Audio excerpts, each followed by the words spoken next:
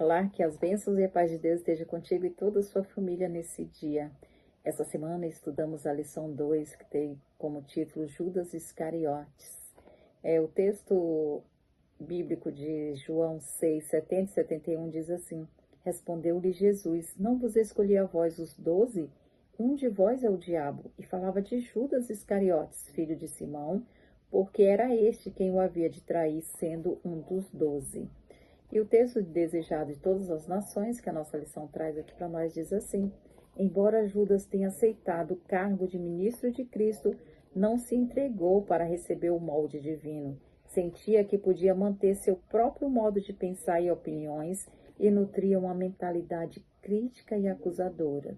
Então, nessa lição, nós vamos estudar um pouquinho sobre a vida de Judas, seu chamado, sua convivência com Jesus e o triste fim que ele teve por não ter aceitado o chamado de Jesus. O primeiro tópico fala sobre o primeiro contato. Aqui fala como Judas conheceu a Jesus, né? Jesus estava no início do seu ministério, na região da Galileia, e ali Judas pediu para fazer parte dos 12. Esse desejo inicial de Judas era bom. Ele realmente queria ter sua vida transformada. Ele viu como Jesus pregava, os milagres que Jesus fazia, e ele sentiu o desejo de fazer parte dos 12. O segundo tópico fala aceito no apostolado. Então Judas chegou perto de Jesus e pediu, né? Senhor, eu quero onde o Senhor for, eu quero ir também. E Jesus ali mostrou para ele qual era o verdadeiro sentido de fazer a obra ali na terra. Porque, como Jesus conhecia a intenção do coração de Judas, Jesus viu que Judas estava querendo seguir a Jesus não pelo real motivo, mas ele queria ter um lugar de destaque entre aquele grupo. Então Jesus falou, segundo o texto de Mateus 8:20, as raposas têm covis e as aves do céu não têm ninho, mas o Filho do Homem não tem onde reclinar a cabeça. Só corrigindo aqui, as raposas têm covis e as aves do céu têm ninhos, mas o Filho do Homem não tem onde reclinar a cabeça. Queria mostrar para Judas que o propósito dele aqui nesse mundo não era formar um reino e ali ser o rei e Judas seria um dos súditos, né?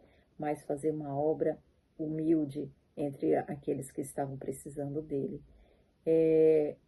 A Bíblia, na pergunta B, ela registra Judas como um dos apóstolos. Na lista aqui de Mateus, no texto de Mateus 10, 2-4, Judas está como um dos apóstolos. Por quê? Ele fez todas as obras que os apóstolos fizeram até então, mas à frente do nome dele está um triste relato, né? Aquele que o traiu.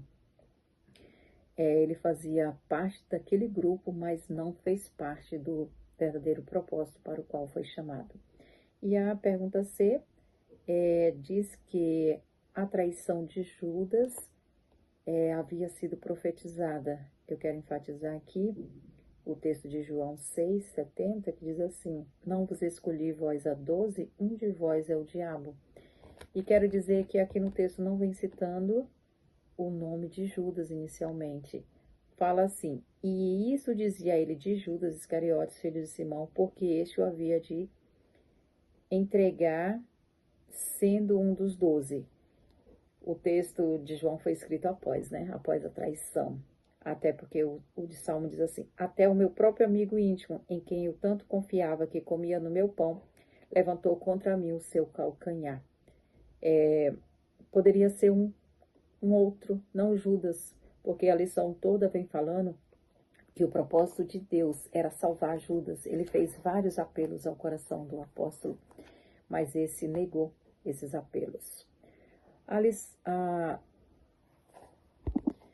O tópico 3 fala sobre a complexidade do caráter, né? Muitas vezes o nosso caráter ele não é revelado, mas durante um período de tempo, né? Mas quando a gente convive com uma pessoa, não temos como esconder, né? Durante muito tempo. E para Deus, Deus sabe as verdadeiras intenções do nosso caráter. Então, descreva a diferença entre a imagem que os discípulos tinham de Judas e seus verdadeiros motivos de caráter. Aqui a nota fala que os discípulos estimavam muito a Judas, o qual exercia grande influência sobre eles.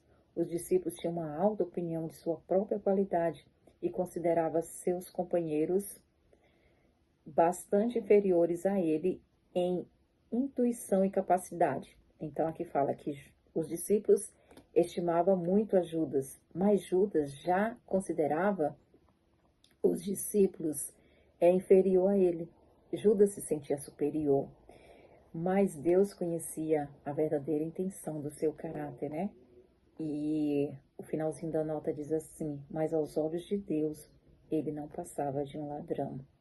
E em uma ocasião, quando eles estavam ali reunidos na casa de Simão, Maria chegou perante Jesus com um unguento de nardo puro, um preço alto, e lavou os pés de Jesus. Então, Judas ali, ele falou, né, que poderia ter vendido aquele unguento e dado aos pobres, mas não com a intenção de guardar esse dinheiro e realmente dar aos pobres, mas para ser usado.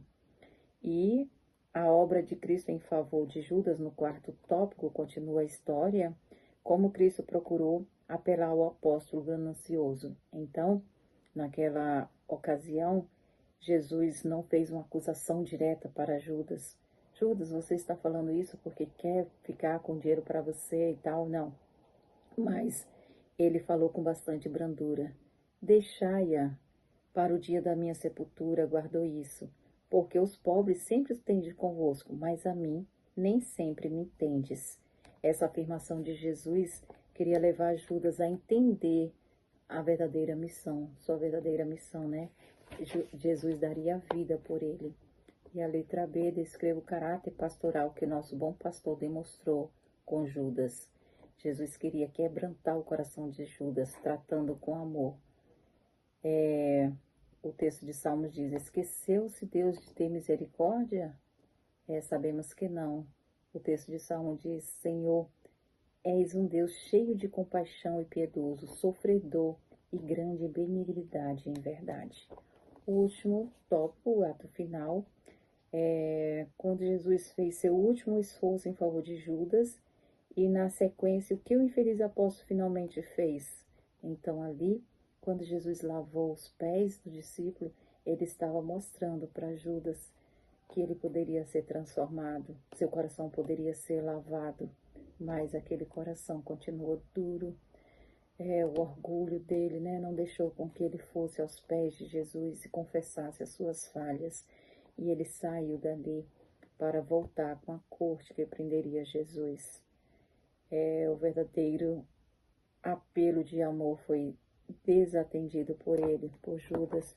E Ellen White diz que o caso de Judas foi decidido e os pés que Jesus lavou saiu para fazer a obra do traidor. Um triste fim, né? E aqui a pergunta B fala: descreva o fim trágico de Judas.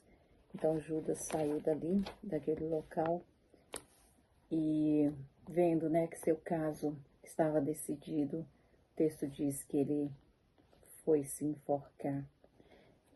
A conduta de Judas Iscariotes pode nos ensinar lições valiosas, que possamos, as escolhas que fazemos diariamente, ser escolhas de quebrantamento de coração, que não possamos ter um coração endurecido, que possamos deixar Deus falar conosco e assim, diariamente, fazermos escolhas ao lado de Jesus, que não possamos ser como Judas, que foi até o fim com aquele plano ruim no seu coração, aquele propósito de não deixar ser mudado por Jesus, mas que possamos deixar Jesus guiar as nossas vidas, em nome de Jesus. Amém. Um abraço a todos.